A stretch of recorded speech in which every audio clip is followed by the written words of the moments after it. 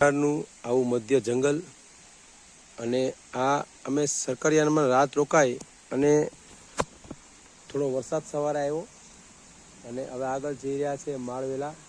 તો મારી સાથે તમે આ કુદરતી ભગવાનની જે પ્રકૃતિ જે છે જંગલના દર્શન કરજો. અને સવારનો આ સમય છે. જય ગિરનારી, જય ગિરનારી, જય ગિરનારી. આ ગિરનાર ક્ષેત્રમાં માળવેલાની જગ્યા અને આ મા કાળી માતાનું મંદિર અને ત્યાંના સાધુ તત્વનો આ સંવાદ ધ્યાનથી સાંભળજો. અલૌકિક શબ્દ છે, પાછો આવો લાવો નહીં મળે, તો જરૂરથી સાંભળજો. તો ચાલો હવે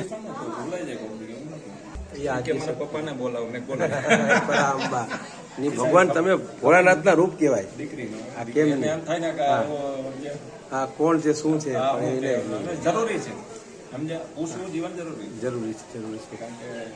આ અલૌકિક દિવ્ય શરીરરૂપી જે કહેવાય ને, આપણે તો સાદા પણ ભગવાધારીની અંદર જે પ્રગટ થાય ને એ બધાથી અલૌકિક હોય, પણ એને સમજતા આવડવું જોઈએ. બાકી આ ખોળિયું છે ને ઉત્તમ છે. આપણે તો કાંઈ નથી, પામર જીવ છે. તો જ્યાં સાનિધ્ય તમે બેઠા છે એની કૃપા છતાં પણ નિમિત્ત માતાજી આવા જીવીને બનાવ્યા છે તો એને ચરણ વંદન તો કરવા જોઈએ. અને સાધુ તત્વએ હિન્દુસ્તાનની સંસ્કૃતિને જાળવી રાખી છે એમ ઋષિ મુનિઓ કહે છે, કહેતા એવા છે કે જેને આગળ જ થશે. તો આ સરકરિયા હનુમાન જ્યારે પણ તમે પરિક્રમામાં આવો તો આવા દર્શનના હોય લાભ લેજો. અત્યારે પબ્લિકને જીવ બચાવવા માટે વરસાદ છે એટલે વહી જાય છે, કોઈ પહોંચતું નથી. આવ્યા છે પરિક્રમા માટે, એમાં કોઈ દોષની જીવના ભાગ વાંકું પણ કર્મની જતું, જેના કર્મમાં નથી આવી સીધા નથી, કોઈનો દોષ નહીં એમ. પણ જ્યારે પણ પરિક્રમામાં આવો તો આવા જે દુર્લભ સ્થળ છે જે ધરોહરને સાચવી રાખી છે. આની પાછળ એક માતાની શિલા છે, કઈ બધી એ તો પાછળ એક મંદિરની પાછળ એક મૂર્તિ પેલા શિલાની પૂજા થતી હતી.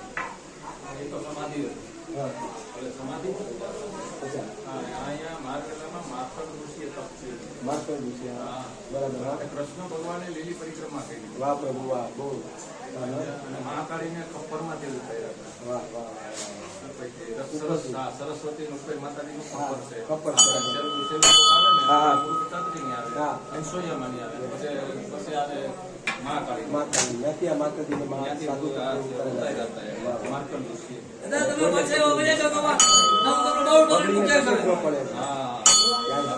દર્શન કરી શકે.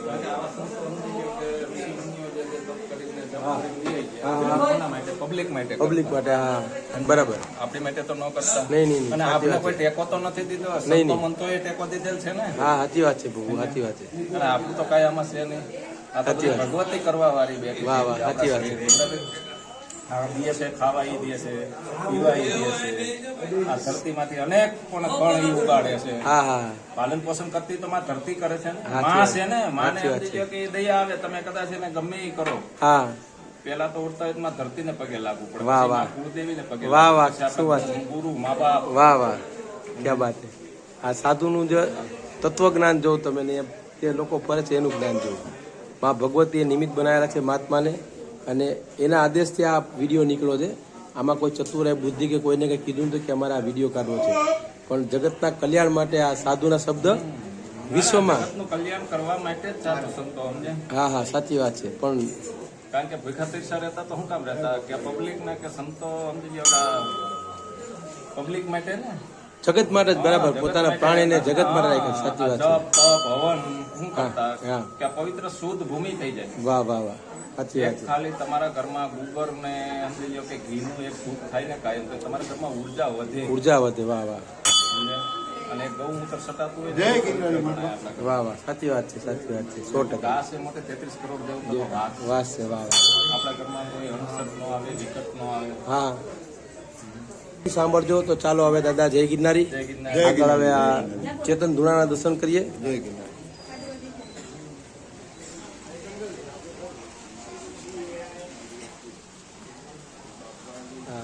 હરિઓમ તત્સત. જય ગુરુ દત્ત. ગિરનાર સિદ્ધો કી જય. ગુરુ દત્તા કી જય. બોલો માતા સુયા કી જય. આ માળવેલાની ટૂંક,